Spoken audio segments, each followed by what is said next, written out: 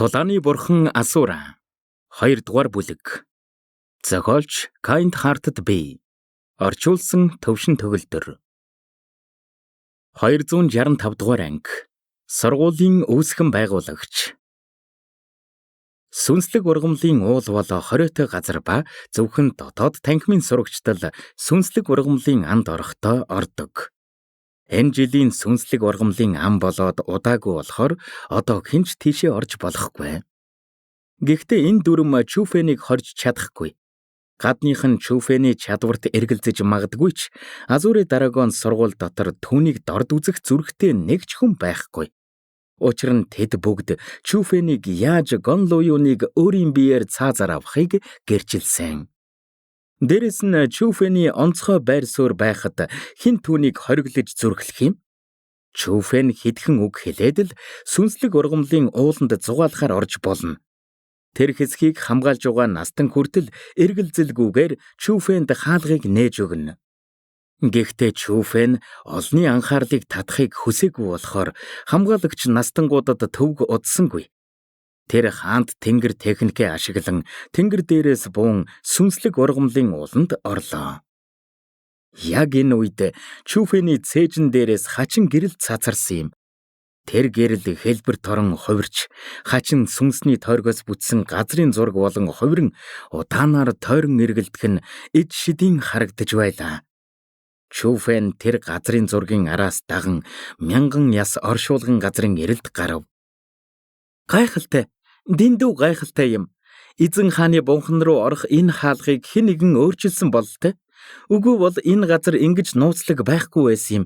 Азар чамайг энд анх ирэхэд тэр өвгөн чамд энэ газрын зургийг өгч тэгээгүй бол чи энэ газрыг яагаад ч олж чадахгүй байх байсан байна. Чүфэнийг хайгуулаа хийж байх үед Эги уулгалдан хэллээ. Чүфэн ч бас энэ газрын ямар нууцлаг гэдгийг мэдэрч байсан юм. Мянган яс оршуулган газар бол эзэн хааны бунханд хүрэх хаалга гэхэд хэлсдэхгүй. Гэхдээ гал улаан шувуу уулын бунхан руу орох хаалганы хажууд тэс өөр байсан юм. Бунхан руу орох энэ хаалга цагаан бар уулын орох хаалгатай адилхан хэн нэгэн өөрчилсөн байсан юм.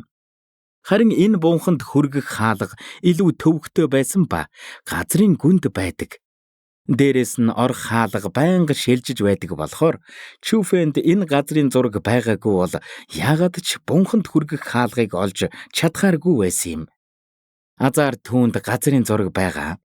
Дээрээс нь сарал нөмрөгт ертөнц бүтээгч болохоор сүнсний тойргийг ойлгох чадвар нь өмнөхтэйгөө харьцуулах юм биш.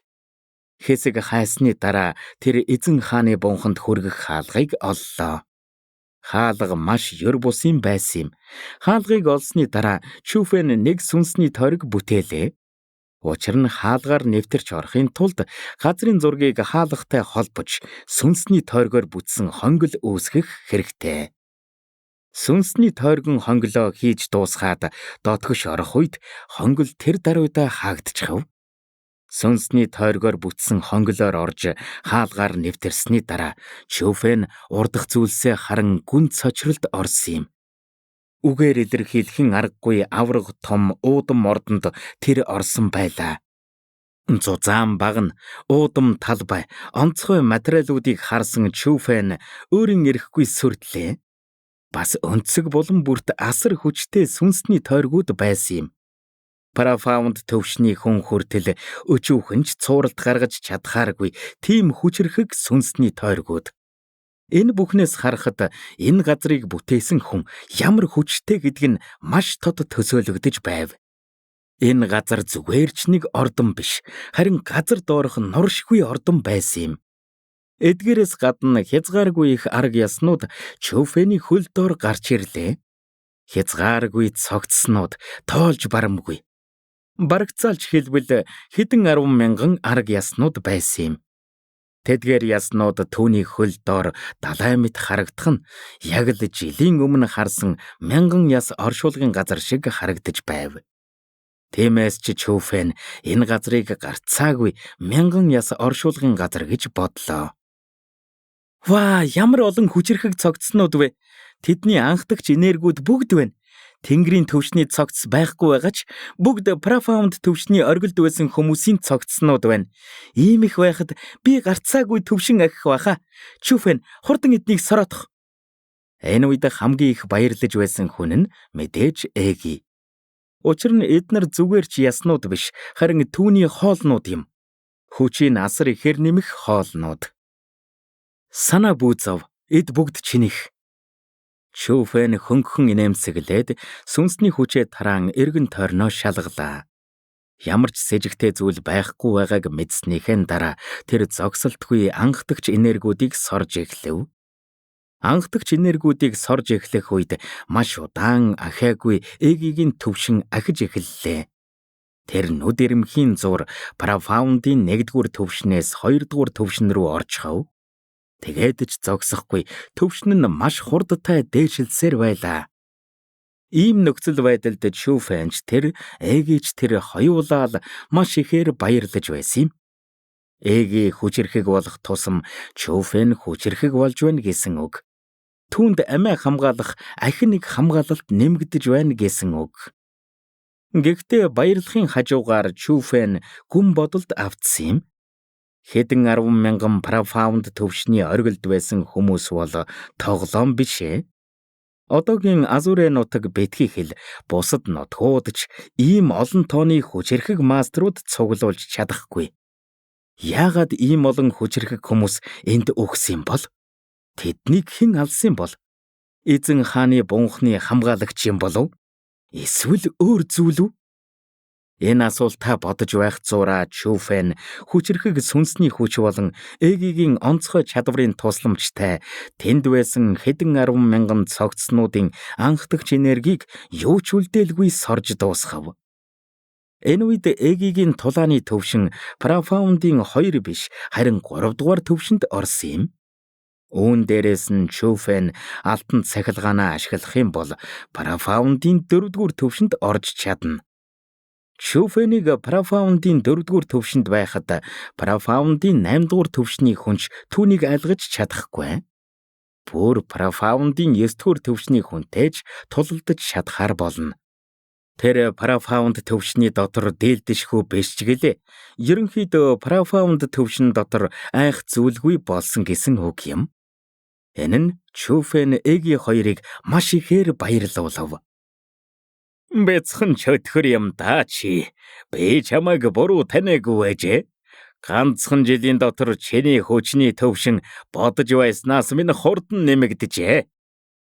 Тэр хоёрыг баяр баясгалдаа автаж байх үед хөгшин хоолой Чүфэний ардаас сонсогдлоо.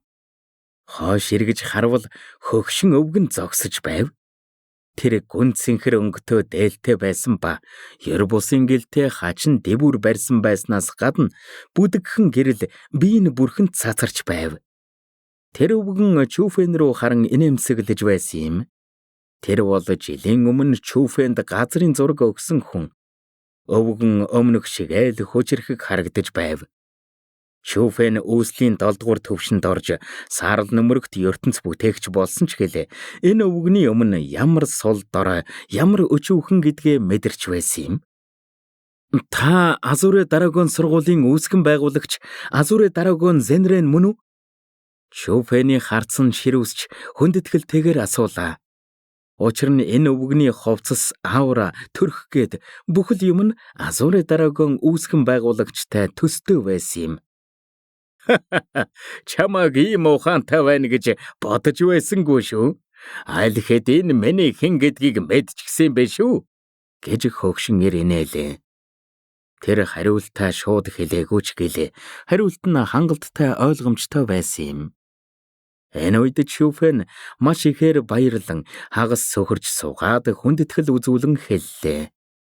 Чүфэн би сургуулийн үүсгэн байгуулагчид ёсолж байна. Зенрэн гэдэг нь хүчрхэг хүмүүст өгдөг цол юм. 1-р бүлэгт Зенрэн биш, үүсгэн байгуулагч гэдгээр бичсэн. Харин 2-р бүлгээс Зенрэн гэдгээр нь бичнэ. Жишээ нь орон зайн Зенрэн, Азуре Драгон Зенрэн. Лайк болон subscribe дарж биднийг дэмжээрэй. 266 дугаар анги. Мөн чанарын нуур. Тэгэхээр чамайг Чүфэн гэдэг байх нэ? Сайхан нэр байна. Чүфэн ингэж ясрахах хэрэггүй. Бос. Жилийн дотор спиритийн 4-р төвшнээс үүслийн 7-р төвшин рүү орж чадна гэдэг чиний авьяас бэлэг сайн гэсэн үг. Чамд сүнсний хүч газрын зураг хоёрыг дэмий өгөөгүй байжээ. Дагаад яв. Чамд бэлэг бэлдсэн байгаа. Азуре Драгон Зенрэн Чүфэн рүү бахархалтай гэгч нь хараад гол танхимын гүн рүү алхлаа. Чүфэн ч хойноос нь бушуухан дагав. Гэхдээ тэр сэтгэл дотроо Азуре Драгон Зенрэнийг бүр чихээр хүндэлж байсан юм. Учир нь түүний сүнсний хүчийг нээсэн хүн нь тэр гэдгийг ойлгосон юм. Энэ хөгшин их чадвартай юм. Чиний сүнсний хүчийг тэр чамд өгөөгүй, харин чамайг төрөхөд л байсан зүйл. Хэрвээ тэр чиний сүнсний хүчийг хүчрхэгжүүлж лацыг тайлаагүй байсан бол чи сүнсний хүчээ нээх гэж нэлээд удах байсан байх. Бас надтай эрт уулзаж ингэж их амжилт олохгүй байсан юм гэж Эги санууллаа. Тэгэхэр сүнсний хүчийг өөр хүнд өгч болдог гэсэн үг үү? Хүчрхэг хүмүүс сүнсний хүчгүй хүмүүст сүнсний хүч өгч чаддаг гэсэн үг үү? Чүфэн маш ихээр цочирдлоо. Эгигийн үгийг сонссон Чүфэн Азуре Драгон Зенрэн худал хэлээгүй гэдгийг ойлгосон юм. Мэдээж боломжтой. Гэхдээ сүнсний хүч авч байгаа хүмүүс нь хүчрхэг биетэй байх ёстой. Тэр өдөр чамайг хөөж байсан хэдэд ч бас сүнсний хүч өгсөн юм. Харин тэд тэр сүнсний хүчийг тэсэж чадаагүй болохоор үхцгээсэн. Бас сүнсний хүч өгч байгаа хүн ертөнц бүтээгч байх ёстой. Зөвхөн онцгой сүнсний тойргийн тусламжтай л бусдад сүнсний хүч өгч болдог. Бас тэхийн тулд дор хаяж цэнхэр нөмрөгт ертөнц бүтээгч байх ёстой гэж Эги тайлбарллаа. Юу? Цэнхэр нөмрөгт ертөнц бүтээгч? Сургуулийн үүсгэн байгуулагч цэнхэр нөмрөгт ертөнц бүтээгч юм уу? Чүфэн маш ихээр цочирдов. Юундаа гайхсан юм? Миний таамгаар бол тэр амьд байхдаа цэнхэр нөмрөгт байснаас гадна нийл ягаан нөмрөгт ертөнц бүтээгч болоход тун ойрхон байсан байх гэж Эги хариуллаа. Тийм хүчрхэг үү? Чүфэн өөрийн ирэхгүй гүнзгий амьсгаа аваад Азуре Драгон Зенрэн рүү ширтгэхэд харцсанд нь бүр чих хүндлэл бишрэл тодорсон юм. Гэхдээ хэсэг бодсны дараа тийм ч гайхмаар зүйл биш байсан юм. Азуре Драгон Зенрэн тэр үеийн 9 нутгийн хамгийн шилдэг мастер байсан. Түүн шиг хүчрхэг хүн нийл ягаан ертөнц бүтээгч байх нь гайхах зүйл биш. Чүфэн, чиний биед байгаа ертөнцийн сүнсний бие маш хүчрхэг юм аа. Ийм их анхдагч энергийг ийм богино хугацаанд сорж дуусгаж байдаг. Азуре Драгон Зенрэн гэнэт хойш харан хэллээ. Өвгдөөс та түүний үгийг сонссон Чүфэн цочирдож орхив. Түүний бие дотор байгаа ертөнцийн сүнсийг мэдчихнэ гэж тэр төсөөлж байсангүй. Санаа зовох хэрэггүй дээ. ертөнцийн сүнс чам шиг авьяас бэлэгтэй хүнд зүтгэхийг хүсэх нь гайхах зүйл биш. Харин ч хүчрхэг ертөнцийн сүнс байх тусмаа сайн зүйл. Би чиний өмнөөс баяртай байна. Гэд Азуре Драгон Зенрэн баяртайгаар инээмсэглэв. Өвгд эцсийг энэ талаар үргэлжлүүлэн ярихгүй байгааг харсан Чүфэн ч тайвширч ярианы сэдвээ өөрчиллөө. Өвгд эцээ, эдгээр яснууд хаанаас гарч ирсэн юм? Яагаад ийм олон хүн энд үгсэн юм? Чүфэн, нуулгүй хэлэхэд Азуре нутагт эзэн хааны бунхан бий. Харин энэ бол тэр бунханд хүрэх хаалга. Тэр нэг жил тоо томшгүй олон тулааны мастерууд эзэн хааны бунханг нээх гэж оролдоод амжилт ололгүй бүгд ам үрэгдсэн. Гадна талд байгаа нь эхэлж үгсэн хүмүүс. Эзэн хааны бунхны гүнд үгсэн тэнгэрийн төвшний хүмүүсийн цогцснуудаар уул босно гэдэл бод. Гэд Азуре Драгон Зенрэн тайлбарллаа. Эзэн хааны бунхан тийм аимшигтай юм уу? Гэж Чүфэн гүн цочролд оров. Харин Чүфэний биед байсан Эги галзууртлаа баярлан ингэж хэллээ. Чүфэн, хурдан энэ хөгшнөөс тэр тэнгэрийн төвшний хүмүүсийн цогц хаана байгааг асуу.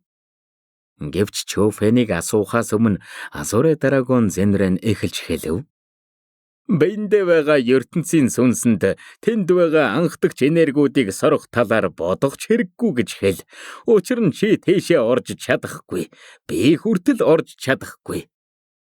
Түүний үгийг сонссон Чүфэнч ахиж асуусангүй. Азуре Дарагон Зенрэн түүний юу бодож байгаа, Эгигийн юу бодож байгааг хүртэл нэвт харахаар дэндүү хүчрэхэг байсан юм. Явж байхдаа Азуре Дарагон Зенрэн Чүфэнээс өнгөрсөн жилд юу туулсан талаар нь товчхон асуусан юм. Тэр Азуре Дарагон сургууль ямар шүү байдалтай байгааг асуухгүй байгаа нь үүсгэн байгуулсан сургуулаа анхаарахаа болсон нь тод харагдаж байв. Удалгүй тэр хоёр нэг нуурын хажууд ирлээ. Тэр нуур маш ёр бусын байсан юм. 2 метрч хүрэхгүй гүн мөртлөө ёроол нь харагдахгүй. Дээрээс нь манан шиг хий ундран гарч байсан юм. Спирит энерги, өвслийн энерги, профаунд энерги гэд бүгд тэр уснаас мэдрэгдэж байсан юм. Хамгийн чухал нь Чүфэн тэр уснаас ертөнцийн хязгааргүй хүчийг мэдэрч байв. Өвгдээдсэ энэ ус Чүфэн бүрчихээр цоочролд орлоо. Учир нь тэр энэ усыг Эрдэнэс гэдгийг сайн мэдэж байсан юм. Хүний тулааны хүчинд маш их өр өгөөжтэй Эрдэнэс. Жишээлбэл өмнөх төвшин ахих гэж Чүфэн асар их бүр дэндүү их нөөц баялаг зарцуулсан. Харин энэ нууранд байгаа үүслийн энерги, профаунд энерги түүнийг ядах юмгүй л төвшин ахиулахаар байв. Энэ бол миний чамд бэлдсэн бэлэг, мөн чанарын нуур. Мөн чанарын нууранд спирит, үүсэл, профаунд энергиуд агуулгаддаг. Голцоо спирит энерги, үүслийн энерги дунд зэрэг, профаунд энерги бүр жаахан байгаа ч гэлээ чам шиг төвшөнд байгаа хүнд маш их өр өгөөжтэй. Энэ нууранд бэлтгэлээ. Чиний ухаарах хүч хангалттай хүчрэхэг бол хэдэн өдрийн дотор үүслийн 8 дугаар төвшөнд орж чадах байх гэж Азуре Дарагон Зенрэн тайлбарллаа. Яг энэ үед Чүфэн төвчээр алдан харин орлоо. Нууранд орсны дараа спирит энерги, үүслийн энерги, профаунд энерги давхарга үүсгэн Чүфэнийг тойрон хуйларлаа. Чүфэн тэр энергиудыг боловсруулан сорж байсан юм. Энэ хүүгийн ухаарлын хүч арай дэндүү юу үгүй юу? Энэ байдлаараа хэдэн өдрийн дараа биш маргааш гэхэд үүслийн 8 дугаар төвшөнд орчих юм шиг байна. Хуйларч байгаа нуурын усыг харсан Азуре Дарагон Зенрэн Чүфэн рүү хараад цасан цагаан сахлаа илэнгэ баясан инээмсэглэлээ. Яг энэ үед мөн чанарын нууранд хачин давлгаа үүсгэж Чүфэний аура маш хурдтай нэмэгдсээр үүслийн 8 дугаар төвшөнд орчихов. Энэ чинь энэ үед Азуре Дарагон Зенрэний 50 царай маш ихээр хувирлаа. Тэр 50 байж чадхааргүй болтлоо цочирдсан юм. Лайк болон subscribe дарж биднийг дэмжээрэй. 267 дугаар анги Хүсэлт. Мөн чанарын нууранд байхдаа Чүфэн зогсолтгүй нууцлаг техникээ идэвхжүүлэхэд аура нуурын энергитэй нэгдэн маш хурдтай нэмэгдлээ. Асар их энерги түүний бие рүү шингэсээр байв.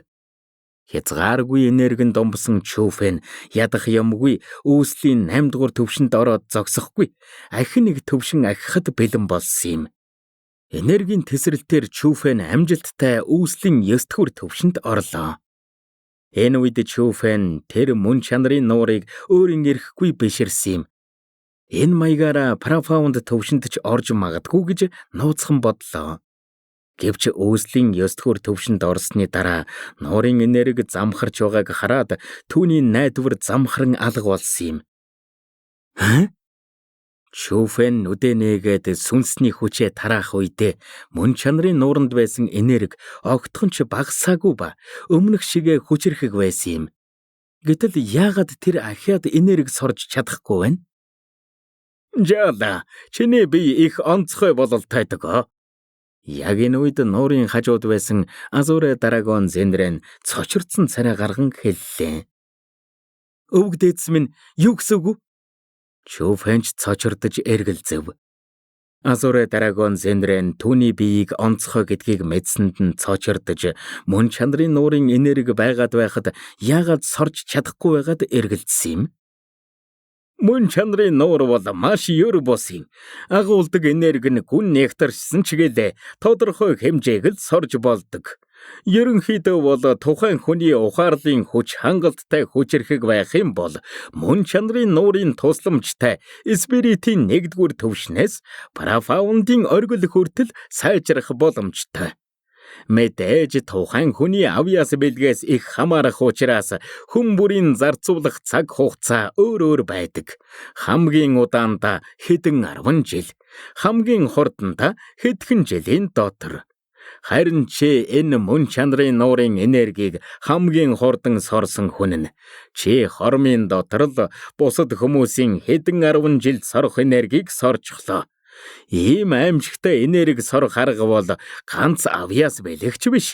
Онцгой чөтгөрийн техникээр хичээлдэг хүн байсан ч ингэж чадахгүй. Тэгэхээр чиний бие маш онцгой гэсэн үг. Ямар ч цэвэр энергийг ядах юмгүй сорох чадaltaй тийм онцгой. Үгүй гэж үү? Гэт Азуре Драгон Зендрэн Чүфэн рүү харан инээмсэглэлээ. Өвгдээдс минь таны зөвөө. Миний бие жаахан онцгой. Хангалттай нөөц баялаг байх юм бол миний тулааны төвшин хурдан нэмэгддэг. Тийм ч учраас жилийн дотор би ингэж хурдан төвшин агсан юм. Гэхдээ төвшин дээшлэх тусам шаардагдах нөөц баялаг нь улмал дийлэхэргүй болоод байна. Таны хэлснээр би хормын дотор энгийн хүний хэдэн 10 жил сорох цэвэр энергийг сорчихсон. Гэхдээ энэ энергийг сорсон хүмүүс парафаундын оргилд хүрч байхад би дөнгөж үүслийн 7 дугаар төвшнээс 9 рүү л орж байна. Гэж Чүфэн юу ч нуулгүй хэллээ. Азуре Драгон Зендрэн дэндүү туршлагатай хүн болохоор хуурч чадахгүй. Бас Азуре Драгон Зендрэн сайн дураараа түүнд төвшин агихт нь тусалж байна. Тиймээс ч Чүфэн түүнийг эзэн хааны бунхан дотроос илүү их нөөц баялаг түүнд олж өгөөсэй гэж битүүхэн хүсэж байсан юм.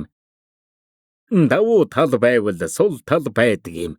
Тулааны урлагийн замналд хамгийн хориотой зүйл бол богино хугацаанд их ашиг харах явдал юм. Үүслийн парафаунд ургамлууд сохроор хэрэглэж тулааны төвшингээ богино хугацаанд нэмэх сайн чиглэлээ. Ирээдүйн төвшин ахилтанд нь муугаар нөлөөлж бөглөрөөд төвшин ахиж чадахгүй тэр төвшөндөө гацхад хүрдэг. Харин чи нөөц баялгуудыг яаж ч хэрэгэлсэн төвшин агахад бөглөрнө гэхгүй. Энэ бол зөвхөн чамд л байдаг давуу тал. Гэхдээ төвшин агахын тулд чи бусдаас хэдэн зуун дахин их төлөөс төлөх хэрэгтэй. Энэ бол чиний сул тал. Харин энэ онцгой хүч чамд сайн уу муу юу гэдэг нь чамаас л хамаарна. Гэж Азуре Драгон Зендрэн инээмсэглэн хэлв. Ойлголоо. Чүфэн түүний хэлсэн үгсийн цаад санааг ойлгосон болохоор толгоогоо доглоо. Тэр Чүфэний онцгой бие нь сайн ч зүйл байж болно, муу ч зүйл байж болно гэж хэлсэн юм. Харин сайн зүйл үү, муу зүйл үү гэдэг нь бүгд Чүфэнээс хамаарна. Тэгэхээр бүх зүйл Чүфэний чадвараас л хамаарах болохоор тэр Чүфэнд төвшин ахихт нь сохроор туслахгүй гэдгийг цаагаараа илэрхийлж байсан юм. Чүфэн, ертөнцийн бүтээгчийн хуваарь чи яагаад намайг оюун ухаан болчход одоо болтол амьд байгааг сонирхохгүй байна уу? Гэж Азуре Драгон Зендрэн гинэт инээмсэглэн асуув. Өвгдээдсэ, та чинь их хүчрэхэг шүү дээ. Танд замхралгүй ингэж удаан амьдрах онцгой зүйл байх нь тодорхой. Гэж Чүфэн хүндэтгэлтэйгээр хариуллаа. Замхралгүй удаан амьдрнаа. Чи намайг хэд өндрөөр үнэлж байна. Тулааны урлагийн замналд тодорхой төвшөнд хүрэх юм бол насаа уртасгаж удаан амьдардаг. Гэхдээ зөвхөн тулааны эзэн болсны дараа л нас нэмэгддэг юм. Бас хэдэн нас нэмэгдэх нь тухайн хүний авьяас бэлгээс хамаардаг. Ерөнхийдөө бол тулааны эзэн болсон хүн энгийн хүнээс 100 жилээр урт насалдаг. Харамсалтай нь би тэр төвшөнд орж чадаагүй. Мэдээж би тэр төвшөнд орсон байсан ч 200 жил аль хэдийн өнгөрчихсөн болохоор өдийд өгчихсэн байх байсан. Гэхдээ чиний зөв Чүфэн. Надад өгснийхэн дараа ч замхралгүй амьдрах арга бий. Энэ бол эзэн хааны бунханаас олсон эрдэнэсийн л ач тус. Азуре дараагийн Зенрэн хөнгөн инээмсэглээд гол танхимын гүн рүү орлоо. Түүнийг харсан Чүфэн ч араас нь дагав. 5,000 метр алхсны дараа тэд бүдэгхэн гэрэлтсэн болор авсны дэргэд ирсэн юм. Тэр болор авсны дотор нэг цогцос байв. Тэр цогцсны төрх Чүфэний хажууд зогсох Азуре дараагийн Зенрэнтэй яг адилхан байсан юм. Тэр бол оюун ухаан биш, харин жинхэнэ биеийн юм. 1000 жилийн дараа хүртэл Азуре дараагийн Зенрэний цогцос ямар ч бэртэлгүй тайван нойрсож байлаа.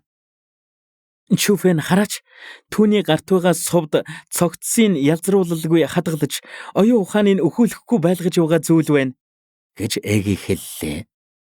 Энэ үед Чүфэн Азуре дараагийн Зенрэний цогцсны гарт өндөг шиг хэмжээтэй сувд байхыг олж харав.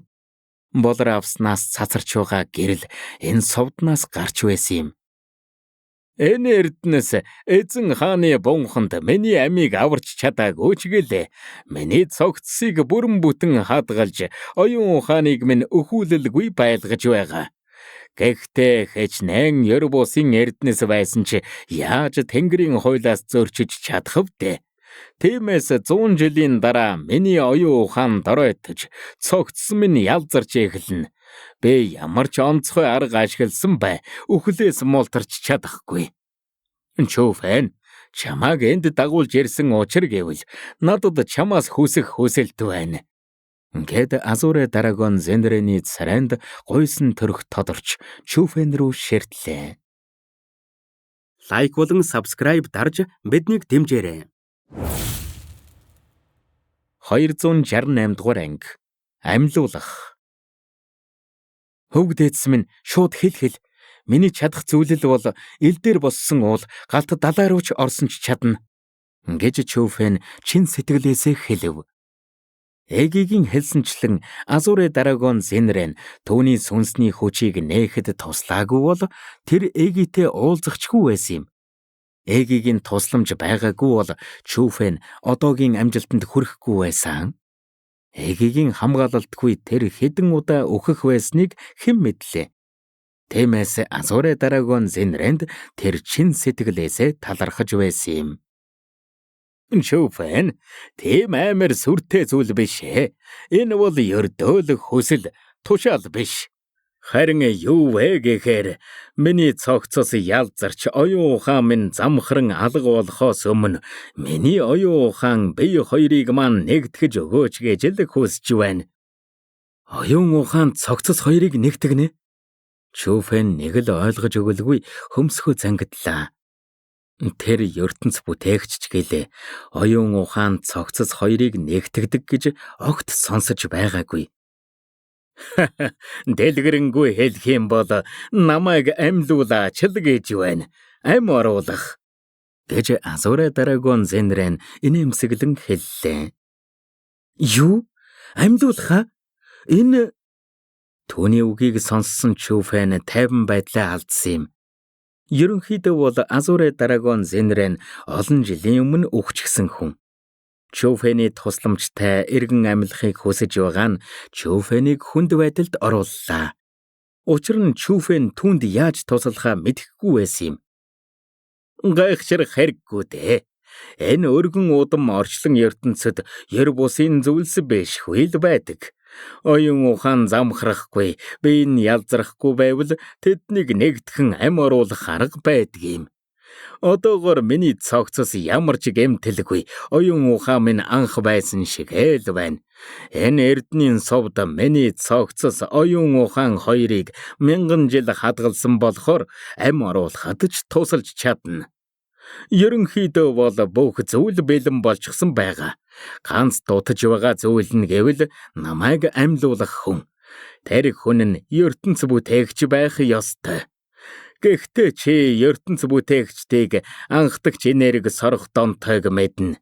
Миний цогцосч тэр, оюун ухаанч тэр, энэ эрдэнийн сувдч тэр бүгд ертөнц бүтээгчдийн мөрөөддөг зүйлс.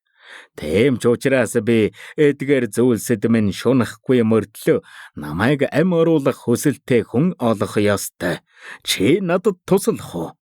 Гэж хэлээд Азуре Дарагон Зенрэний харц нь маш гүн болов. Тусалнаа. Мэдээж би танд туслахыг хүсэж байна. Өвөг дээдс минь, хэрвээ та эргээд ам орох юм бол Азуре Дарагон сургууль сэргэн мандах болно. Сурагчид ч хүсээгүй асуудлаас хоргодох нөмөртэй болно гэсэн үг. Гэж Чүфэн толгой дохин хариуллаа. Азуре Дарагон сургуульд орсны дараа сурагчид настангууд Чүфэнтэй яаж ч харьцдаг байсан бай. Одоогийн захирал түүний амийг олон удаа аварсан. Энэ нь Чүфэнийг Азуре Дарагон сургуультай гүн холбогдоход ихээр нөлөөлсөн. Одоо ингээд сургуулийн үүсгэн байгуулагч ам ормоор байна гэхэд нь Чүфэн дуртая туслах нь мэдээж. Би чамайг зөв таньжээ. Гэхдээ надад туслана гэд ганц амаа хөдөлгөж болохгүй шүү. Чи сайн хичээх хэрэгтэй. Миний таамаг зөв бол чи одоо саарл нөмрөгт ертөнц бүтээгч байхаа? Гэж Азуре Дарагон Зенрэн инээмсэглэн асуулаа. Ааха. Гэд Чүфэн толгой дохив. Муугүй шүү. Өдийн насан дээрээ саарл нөмрөгт ертөнц бүтээгч болно гэдэг чиний авьяас бэлэг асар их гэдгийг нотолгоо. Гэхдээ миний оюун ухаан цогцос хоёрыг нээгдэхийн тулд дор хаяж нэл ягаан нөмрөгт ертөнц бүтээгч байх ёстой. Гэж Азуре Дарагон Зенрэн инээмсэглэн хэлв. Нэл ягаан нөмрөгт ертөнц бүтээгч тэр Чүфэн хэлэгч үггүй болж хав. Нэл ягаан нөмрөгт ертөнц бүтээгч бол 9 нутгийн твдэж байдгүй домог болсон зүйл. Хэрэггүй дээ. Би ямар чамайг шууд нэл ягаан нөмрөгт ертөнц бүтээгч бол гэсэн биш. Би ахаад 100 гаруй жил тэсэх болохоор тэр болтол чамайг хангалттай нэл ягаан нөмрөгт ертөнц бүтээгч болчих нь гэж итгэж байна. Азуре Дарагон Зенрэн Чүфэний мөрөн дээр гараа тавиад нөгөө гараа болор авсны зүг атгах хэлбэрт оруулахад гэрэлт бөмбөлөг нисэн ирж алган дээр нь буусны дараа Чүфэний толгой дээр зөөлөн алгадав. Чүфэн бултахыг хүсэж байсан ч алганы хурд дэндүү хурдан байсан болохоор Чүфэнийг хөдөлж амжихаас ч өмнө гэрэлт бөмбөлөг Чүфэний толгой руу шингэж хэв. Гэнэт Чүфэний толгой маш ихээр өвдөж хоёр гараараа толгоогоо барин чангаар хашгирлаа. Гэхдээ тэр өвдөлт хоромхон зурал болсон юм. Ухаан нь эргэн сэргэх үед оюун бодолд нь нэг дурсамж нэмэгдсэнийг анзаарав. Тэр дурсамж нь нууцлаг техникийн сурах арга байсан юм. Одоо ашиглаж байгаа нууцлаг техникээс асар өндөр зэрэглэлийн нууцлаг техник. Чүфэний хэрэгэлдэг одоогийн нууцлаг техник нь дөнгөж анхан үеих. Дунд үеийн нууцлаг техникийг шилдэг 1-р зэрэглэлийн сургуулиудаас л олж болно. Харин дээд зэрэглэлийн нууцлаг техникийг Азуре нутагт үзэж харсан хүн байхгүй. Дээд зэрэглэлийн нууцлаг техниктэй анхны хүн нь Чүфэн болсон юм. Ийм байхад тэр яаж баярлахгүй байх билээ дээ. Бүр галзууртлаа баярлаж байсан юм. Хэрвээ би чамд дэндүү хүчрэхэг тулааны техник өвлүүлэх юм бол бусдын анхааралд өртөж гайл дагуулна. Харин нууцлаг техник бол өөр. Нууцлаг техник чиний биед нуугдаж тулааны хүчийг нэмдэг болохоор бусад хүмүүс чамайг ямар их авьяас бэлэгтэйг чинь л биширнүү гэхээс чамайг дээд зэрэглэлийн нууцлаг техник хэрэглэж байна гэсэн бодол төрөгчгүй. Гэхдээ санаа зовох хэрэггүй. Миний оюун ухаан цогцос хоёрыг нээгтгэж намайг амьлуулах юм бол би чамд дээд зэрэглэлийн тулааны техникүүд өвлүүлэхээс гадна дийлдэшгүй нууц техникээ хүртэл чамд өвлүүлнэ. Гэж Азуре Дарагон Зенрэн нухацтайгаар хэллээ. Нууц техник? Энэ үгийг сонссон Чүфэний зүрх өөрийн ирэхгүй догдлоо. Түүний таамаглаж байснаар Азуре Дарагон Зенрэн эндээс нууц техник өвлөж авсан юм байна. Гэсэн ч Чүфэн эргэлзэж байсан юм. Нууц техник хүний биед нуугддагаас гадна яаж сурах талаар ярьж болдгүй. Мэдээж тухайн хүн тэр дийлдэшгүй техникээ өөр хүнд өвлүүлэх гэж биеэсээ гаргахаар шийдэхгүй л бол. Гэхдээ хэн ийм дийлдэшгүй техникийг бусдад өгөхийг хүснэ гэж? Азуре Дарагон Зиндрэн үнэхээр тэгнэ гэж үү? Дараагаар нь Чүфэн Азуре Дарагон Зиндрэн хоёр хэсэг ярилцсны эцэст Чүфэн түүнийг тэнгэрийн төвшний оргилд байсныг мэдсэн юм. Тулааны эзэн төвшөнд ороход өчүүхэн зайл дутуу байж. Харамсалтай нь ийм тулааны хүчтэй байсан ч тэр эзэн хааны бунханд ам өргөцсөн. Ингээд харахтал эзэн хааны бунхан ямар аюултай нь илт байв? Бас эзэн хааны бунхны эзэн ч ямар гайхалтай хүн бэ гэдг нь тод харагдаж байсан юм. Хэсэг ярилцсны дараа Чүфэн Азуре Дарагон Зиндрэн цаад болохгүйгээд явхаар шийдэв. Түүнийг явах гэж байхад Азуре Дарагон Зиндрэн амьлуулах талаар болон эзэн хааны бунхны талаар бусдад хэлэхгүй байхыг сануулав. Хэдэн жижиг саад давсны дараа Чүфэн амжилттайгаар эзэн хааны бунхнаас гарч сүнслэг ургамлын ууландаа эргэж ирлээ. Энэ үед Чүфэн жигтэйхэн сайхан ааштай байв. Ганц өдрийн дотор тэр үүслийн төвшний оргилд хүрээд зогсохгүй дээд зэрэглэлийн нууцлаг техник авчихсан. Эгийг энж төвшин хоёроор ахиж Парафаундын 3 дугаар төвшөнд орсон. Энэ удаагийн олз дэндүү их байсан болохоор Чүфэн өөрийн эрэхгүй баярлаж байсан юм. Чүфэн, чи сургуулийнхаа үүсгэн байгуулагчид итгэж болохгүй шүү. Чүфэнийг баярлаж байх зур эгийн санаа зовсон хоолой сонсогдов. Лайк болон subscribe дарж биднийг дэмжээрэй. 269 дугаар анги. Гентийн сэргэн мандалт. Ягд тэгж бодов? Эгийн үгийг сонссон Чүфэн гэнэт зог туслаа. Азуре Дарагон Зиндрэн түүнд сайхан сэтгэлээр ингэж их тусалж байхад яагаад итгэж болохгүй гэж. Чи ч ёстой нь ялхаараа байна та. Сургуулийн үүсгэн байгуулагчаас гадна түүнд талархаж байгаа болохоор бүрэн итгэж байгаа мó? Чи түүний талаас бодоод үзээч. Чи түүний итгэлийг хүртэх эрхтэй гэж үү? Ямар үндэслэлээр тэр чамд итгэх юм? Тэр бол 1000 жилийн өмнө 9 нутгийг самарсан номер 1 тулааны мастер. Олон чадварлаг техникүүдээс гадна түүний бодолч ийм энгийн байхгүй нь тодорхой. Тэр чиний онцгой биеэс гадна намайг мэдчихсэн. Тэгэхээр түүний ажиглах чадвар маш хүчирхэг гэсэн үг. Хэрвээ миний зөв бол эзэн хааны бунханд орсон ганц хүн нь тэр биш. Тэнд байсан хэдэн 10,000 цогцснууд түүнтэй цуг эзэн хааны бунханд орж золиос болцгоосон байх. Тэр бас өөрөө хэлсэн биз дээ. Эзэн хааны бунхны гүн хэсэгт тэнгэрийн төвшний хүмүүсийн цогцсоор уул босно гэж. Тэгэхээр тэр 9 нутгийн олон тулааны мастеруудыг цуглуулж эзэн хааны бунханд орсон байх. Тэгвэл яагаад тэр ганцаараа амьд үлдээд бусд нь үгс юм? Дийлдэшгүй хүчрэхэг дайсантай таарах юм бол тэднийг ганц цохилтоор л ална. Оюун ухаан нь ч амьд үлдэх ямар ч боломжгүй замхарна. Гэтэл тэр амьд үлдснээс гадна бүр эрдэнийн сувд олчихсан байна. Дээрээс нь чи хэлсэн байхаа. Азуре Дарагон Зиндрэн эзэн хааны бунхнаас олсон зүйлийнхэн тусламжтайгаар ийм хүчрэхэг болсон гэж. Тэгэхээр тэр эзэн хааны бунхныг хинээс ч илүү сайн мэднэ гэсэн үг. Тиймээс тэр цогцснууд хангалттай. Чиний юу гэх гээд байгааг чинь ойлгож байна. Эзэн хааны бунханд өгсөн бүх хүмүүсийг сургуулийн үүсгэн байгуулагч хуурч ажигласан гэх гээд байгаа үсттэй. Эгийг үгээ хэлж дуусгахаас өмнө Чүфэн яриаг нь тасаллаа. Тийм ээ. Хэрвээ тэр хүмүүс үнэхээр түүнтэй цуг эзэн хааны бунханд орсон бол гарцаагүй түүнд ашиглуулсан. Иймэрхүү хүмүүс маш хорон байдаг. Ийм нөхцөлд итгэлцэл хэрэгтэй гэж бодож байна уу? Гэж эгийн нухацтай хэлв. Юуны өмнө энэ бол чиний л тамаг. Үүсгэн байгуулагч үнэхээр тэднийг алсан байлаа ч гэсэн тэд өөрсдөө эхэлж түүнд муу сансан ч юм билүү? Ямар тач энэ бол нэгэнт болоод өнгөрсөн зүйл.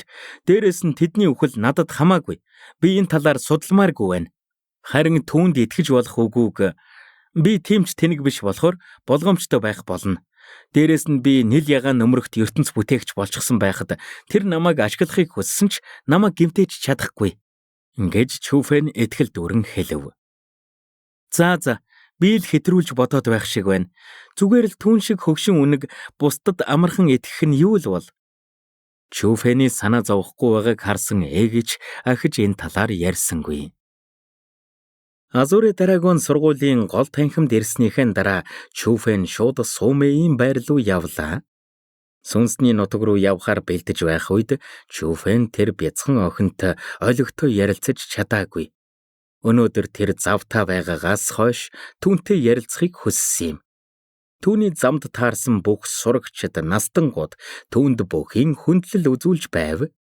Зарим охтууд түүнийг хараад чангаар хашгирах нь хүртэл сонсогдож байлаа. Хажуу тийш харах юм бол охтууд түүнд рүү өлсгөлн бар шиг нүд цавчилгүй ширтэж байх нь харагдана. Ийм байдалд орсон ч Чүфэний сэтгэл сэргэж нэг л сайхан болчихов. Энэ бол түүний хүч чадлын хариуд ирж байгаа хүндлэл бишрэл. Ядаж л Азуре Дарагон сургууль дотор тэр бусдын дог тохуу болсон хүү байха болж харин хүн бүрийн харилцаа тогтоохыг хүсдэг номер 1 сурагч болсон юм. Гэвч Сумэй сургуульд байхгүй байсан нь түүний баяр хөөргийг дарав. Тэгэд тэр Суровгийн байр руу очтол Суровч байсангүй. Тэр хоёр хоёулаа сургуульд байхгүй байгаа нь хачин байсан болохоор Чүфэний санаа зовлоо. Гэхдээ тэр хоёрын ахийнхан төрсөн өдөр болох гэж байгаа болохоор тэмдэглэхээр явсан гэдгийг сонсоод тайвширсан юм. Чүфэн, чамайг олох гэж их зүдэрлээ шүү. Яг энэ үед танил хоолой ардаас нь сонсогдов. Захирлаа. Хоош эргэж харах үедээ Азуре Дарагон сургуулийн захирал Ли Заншинг түүн рүү инээмсэглэн харж байгааг олж харлаа. Захирлаа, таны аура. Гэхдээ Чүфэнийг цочирдуулсан зүйл бол Лин Занчины аура өмнөхөөсөө тэсвэр болсон байв. Тэр өнгөрсөн хэдэн өдрийн дотор Парафаундын 7 дугаар төвшнээс 8 дугаар төвшин рүү агсан байв. Хоройтой бэлдмэл хэрэглэхээс өмнөх Линрантай адилхан төвшин. Энэ бол Парафаунд төвшний сүүл үе буюу оргил хэсэг юм. Огн гонлуун та хоёрын өхлийн тулаанаас өмнө төвшин ахина гэж бодож байсан юм. Гэтэл цагтаа амжилгүй хэдэн хоногийн хойно төвшин агчихлаа. Азуре Дарагон сургууль маань бараг л сүрэх шахсан шүү. Азар чи Цифэн гойтой танил байж таарлаа. Үгүй бол өдийд Азуре Дарагон сургуулийн 1000 жилийн түүх газрын хөрснөөс арчигдах байсан биз? Гэж Ли Занчин наргин хэлв. Таныг тэгж хэлсэн чинь бүр иччихлээ. Гэд Чүфэнч ичин зогслоо. Харин тэр өдөр Цифэн ирээгүй бол Азуре Дарагон сургууль жинхнээсээ Чүфэнээс болж сүрэх байсан. Чи бас ичдэг байсан юм уу? Алив надтай цуг юм хувааж угааж. Дээрээс нь чамтай ярилцах зүйл байна. Гэд Чүфэний эцсэн царайг харсан Ли Занчин чангаар инээлээ. Дараагаар нь Ли Занчин түүнийг дагуулan нэг нууцлаг танхимд ирээд гараа томоор даллах үед хэд хэдэн ном нисэн Чүфэний өмнө ирэв. Тэгэд Ли Занчин ингэж хэллээ. Чүфэн, эднийг нэг хардаа. Эднэр? Номнуудыг харсан Чүфэний зүрх сугарах шахав. Тэд бүгд дунд зэрэглэлийн нууцлаг техник болон 6 дугаар зэрэглэлийн тулааны техникүүд байсан юм. Бүгд Азуре Дарагон сургуулийн үүсгэн байгуулагчийн бүтээсэн техникүүд. Жинхэнэ тулааны мастрын онцгойлон бүтээсэн техникүүд. Азуре Дарагон сургуулийн үүсгэн байгуулагч бол Азуре Дарагон Зенрэн. Бидэнд юу гэж дунд зэрэглэлийн нууцлаг техник, 6 дугаар зэрэглэлийн тулааны техник байхгүй байх вдэ. Гэхдээ манай сургууль уналтанд орж эхлэх үед би бусад сургуулийнхан биднэрүү дайрч тонох байх гэж айгаад эднийг олон нийтэд тараагаагүй юм. Эд хөрөнгийг хамгаалах чадваргүй бол эд хөрөнгөтэй гэдгээ илчлээд юу гэвдэ. Үгүй бол хүсээгүй асуудлууд араараасаа гарч ирнэ. Гэхдээ одоо бол өөрөө манай Азуре Дарагон сургууль сэргэн мандах хувь тавилантай. Тийм ч учраас одоо эднийг илчлэх цаг нь болсон. Үгүй бол хүмүүс манайхыг 1-р зэрэглэлийн сургууль болцоход 2-р зэрэглэлийн чадалтай гэж доромжлох болно. Гэж Ли Занчин хэллээ. Захирлаа, та ч ёстой сайн бодож төлөвлөжээ. Үнэхээр магтууштай юм. Энэ үед Чүфэн хүртэл өөрийн ирэхгүй гараа адхан Ли Занчиныг хүндтгэн ёслов. Ли Занчин үнэхээр энгийн нэгэн биш байсан юм. Түүний өөрийн албан тушаалаа нуун гол танхимд олон жил манаачин дүр эзэгсний өр өгөөж одоо л гарч байна. Тэр нууцаар маш олон зөв бодолтой авьяаслаг сурагчдыг нүдэлж эргээд захирлын суудалд суух үедээ тэднийг хөгжин дэвшихэд маш том хувь нэмрээ оруулахаар төлөвлөсөн байв. Бас Ли Занчин сургуулийн дүрмийг цоо шинээр гаргасан нь Азуре Дарагон сургуулийг цоо шин өнгө үзэмжтэй болоход хүргэсэн. Ёстой л гэнэт сэргэн мандсан юм. Лайк болон subscribe дарж биднийг дэмжээрэй. 270 дугаар анги. Сүй. Бишрэх юм юу байх вэ? Сургуулийн захирал байж би Азуре Дарагон сургуулаа ингэж доройтоход хүргэсэн. Харин ч өвг дээдсийн урмыг хугалсан. Гэж Ли Занчин арга ядан санаа алдав. Захирал, сургуулийн ингэж уналтанд орсон нь танаас болоогүй болохоор тэгж өөрийгөө буруутгах хэрэггүй. Харин ч одоо таны ачаар Азуре Дарагон сургууль сэргэн мандаж байна. Өвг дээдс энийг мэдэх юм бол гарцаагүй танаар бахархна. Энэ үед Чүфэн дотроо Ли Занчиныг сургуулийн үүсгэн байгуулагч амьд гэдгийг мэдвэл ямар царайтай болох болоо гэж төсөөлөн бодож байлаа. Өвг дээдс байсан болж сайхан л байна. Таагүй зүйлс ярилцаад яах вэ? Чүфэн, чамтай ярилцахыг хүссэн зүйл маань гэвэл танай овгийн талаар. Овгоос үрсний дараа овгийнхон амьд үлдсэн хүмүүсийг гэмтээхээс айж тэднийг нууц газар байлгаж байгааг ч мэдэж байна. Азуре Дарагон сургууль 1-р зэрэглэлийнх болсон ч танай овгийнхны аюулгүй байдлыг бүрэн хангаж чадахгүйг ч мэдэж байна. Гэхдээ танай овгийн үлдсэн хүмүүс залуугаараа байгаа. Одоо л яг тулааны урлагаар хичээлдэг үе. Үгүй бол энэ чухал мөчийг алдаж мэднэ шүү. Тиймээс эднийг аваад овгийнхондоо аваачиж өгөөрэй. Гэд Ли Занчин дунд зэрэглэлийн нууцлаг техник, 6-р зэрэглэлийн тулааны техник Чүфэнд өглөө. Захирал, энийг харсан Чүфэний сэтгэл маш ихээр хөдөлсөн юм. Тэр эдгээрийг үнэхээр хүсэж байсан ч гэлээ. Эднэр Азуре Дарагон сургуулийн суур эрдэнсүүд болохоор юу гэж дан ганц овгийнхондоо аваачиж өгөх вүлээ дээ. Бэтгий энэ тэр гэж хэлээ. Энэ бол ердөө Азуре Дарагон сургуулийнх. Ирээдүйн сэргэн мандалтанд чи хэрэгтэй. Эрт өрөөгүй Азуре Дарагон сургууль чинийх болно. Тиймээс эдгээр тулааны техникүүд ч бас чинийх гэсэн үг. Гэж хэлээд Ли Занчин хүчээр Чүфэний гарт өнөөх техникүүтэй атгууллаа. Чүфэн, энэ хөгшин чиний төлөө ихийг хийсэн. Тэднийг авсан нь дээрээ. Учир нь чи Азуре Дарагон сургуулийг захирах хувьтайгаас хойш хэдэн техник урдчлаад авахд яавал гэж ээгийн инээмсэглэн хэлв. Баярлалаа захирлаа. Би энэ нууцлаг техник, тулааны техник хоёрыг гадныханд өгөхгүй гэж амлаж байна. Гэд Чүфэн тэднийг аваад агуулгах цүнхэндээ хийчихв. Би чамд итгэдэггүй байсан бол юу гэж эднийг өгөх вэ? Чүфэний тэдний авахыг харсан Ли Занчин бүрч томоор инээмсэглэн ингэж хэллээ. Үнэн дээр чамд хэлэх өөр нэг зүйл байна. Азуре Дарагон сургууль маань сэргэн мандахад хувь нэмэр болох ховор боломж. Юу юм? Гэж Чүфэн сонирхон асуув. Чүфэн, чамаас эхлээд нэг юм асууя. Одоо Азуре Дарагон сургуульд юу хамгийн их дутаж байгаа вэ? Гэж Ли Занчин асуултаар хариулв. Азуре Дарагон сургууль нөөц баялагтай. Гэхдээ хангалттай суурь байхгүй.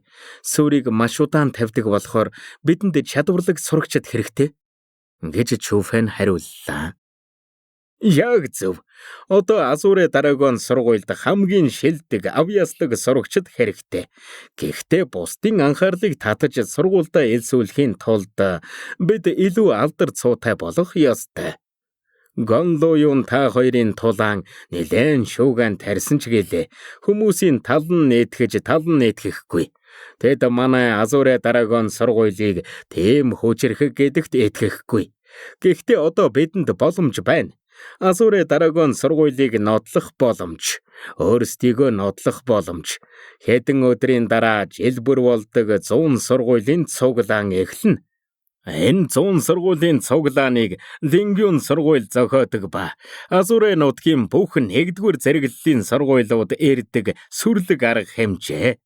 Энэ цуглаанд сургуулиудын сурагчид, захирлууд хоорондоо тулалддаг. Ялсан нь ялагдсныхаа зэрэглэлийг авдаг. Азуре Дарагон сургууль хэддэгвэрт орох нь энэ цуглаанаас л хамаарна. Хэрвээ Азуре Дарагон сургууль маань шилдэг аравт орж чадах юм бол сургуулийн нэр хүндийг асар ихээр нэмнэ гэж Ли Занчин тайлбарлав. Энэ 100 сургуулийн цуглаан ёстой ховор боломж байна. Захирлаа, санаа зовох хэрэггүй дээ. Сурагчдын тулаанд би бүх хүчээ дайчилж таны урмыг хуглахгүй гэж Чүфэн бат хариуллаа. Би чиний хүч чадалд итгэж байгаа. Гэхдээ өнөөдөр чамтай ярилцах гэж ирсэн хамгийн чухал зүйл бол гэд Ли Занчин хачин инээмсэглэлээ. Захирлаа, шууд хэл гэж Чүфэн сонирхон хэлв. Чүфэн, намайг битгий буруутгаарай да. Гэд Ли Занчин инээмсэглэхэ болон нухацтай царай гаргалаа. Юу юм? Гэж Чүфэн мэдэн бодлон асуув. Би чиний өмнөөс чамайг хүнтэй сүү тавиулчихсан гэж Ли Занчин хэллээ. Юу? Түүний үгийг сонссон Чүфэн нэлээд цочирдов. Тэр өөрийн ирэхгүй нүдэ бүлтэлхэн асуулаа. Захирлаа, би таныг надад ихнэр олоод өг гэж гуйгаагүй үсттэй. Яагаад дур мэдж сүү тавьж байгаа юм? Чүфэн, битгий уурлаа. Миний хэлхийг эхлээд сонс. Чиний сүйт бүсгүй чинь алдартай хүн шүү. Хааш бүсгүй сургууль гэж сонсож байсан биз дээ. Гэж Ли Занчин зөрүүлэн асуув. Хааш бүсгүй сургууль? Энэ гурван үгийг сонссон Чүфэний сонирхол хөдлөн инээмсэглэв. Чүфэн бусад сургуулиудын талаар сайн мэдэхгүй ч хааш бүсгүй сургуулийн талаар сонсож байсан. Учир нь Азуре нутгийн эрэгтэй хүн бүрл хааш бүсгүй сургуулийг мэддэг. Хааш бүсгүй сургууль бол маш онцгой. Энэ сургууль зөвхөн эмэгтэйчүүдийг л авдаг. Хааш бүсгүй сургуульд байдаг нууцлаг техникч бай, тулааны техникч бай, бүгд эмэгтэйчүүдэд зориулсан байдаг. Зөвхөн эмэгтэй сурагчид авдаг ч гэлээ тэдний шаардлага нь маш өндөр. Ээлсэж байгаа сурагчид ёр бусын авьяас бэлэгтэй байхаас гадна царайлаг байх ёстой. Ийм ч учраас хааш бүсгүй сургууль эрчүүдийн хүслэн болсон ариун дагшин газар гэхэд хэлсдэхгүй. Хааш бүсгүй сургуулийн сурагчид бол эрчүүдийн зүрхийг булаасан дагнууд. Хааш бүсгүй сургуулийн сурагчтай гэрлэн гэдэг бахархахгүй байхын аргагүй зүйл. Хааш бүсгүй сургууль бол нэр төдий зүйл биш ээ. Сургуульд нь 10,000 ч хүрэхгүй маш цөөхөн хүмүүс байдаг ба хэдхэн зуун гол танхимын сурагчидтай. Гэхдээ тэдний хүч бол зүйрлэхийн аргагүй зүйл. Тэд бол Азуре нутгийн 1-р зэрэглэлийн сургуулиуд дундаас шилдэг тавт жагсдаг сургууль юм. Энэ нь ч хааш бүсгүй сургуулийн сурагчид бол маш ховор авьяас бэлэгтэй гэдгийг нотолгоо. Мэдээж тэд маш бардан болохоор тэдний нүдэнд өртөх эрчүүд тун ховор. Тэднийг эхнэрээ болгоно гэвэл тийм ч амар байхгүй л болов. Хааш бүсгүй сургуулийнхан Чүфэний сэтгэлийг хөдлөхөөр байгаагүй ч гэлээ сонирхлын татсан юм аа. Юунда баярлсан юм? Чүфэний царайг харсан Ли Занчин наргин хэллээ. Хааш бүсгүй сургуульч гэлээ сайн муу сурагчтай л байлгүй. Захирлаа тойруулаад байлгүй хурдан хэллээ. Надад ямар сүйт бүсгүй сонгосон юм? Гэж Чүфэн инээн асуулаа. Чи хараад л дурлна. Тэр бол хааш бүсгүй сургуулийн зурмал бүсгүй гэж дуудагддаг шилдэг сурагч Ян руу юу? Тулааны бурхан Асура болон өөр олон гайхалтай веб зохиолууд уншихыг хүсвэл зохиолцыг комор зочлоорой.